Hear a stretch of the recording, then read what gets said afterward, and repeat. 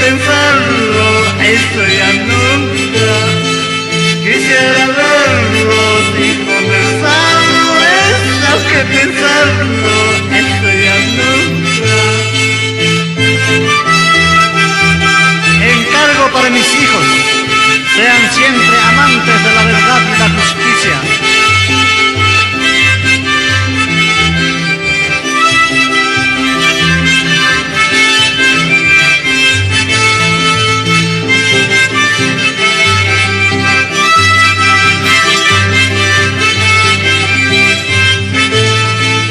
Solo le traigo un par de cera, una corona de rosas blancas, un ramillete de margaritas y mi corazón lleno de vida.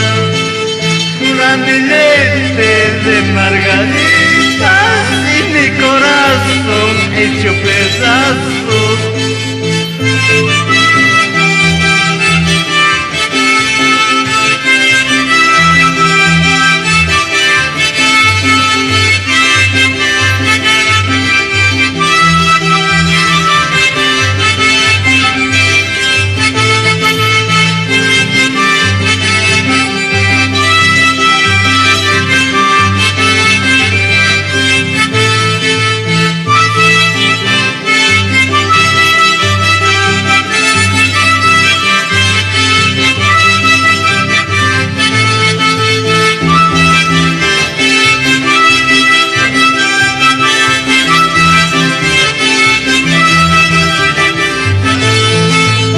Así es la vida, vivir llorando solito, sin esperanza de verlos más para siempre.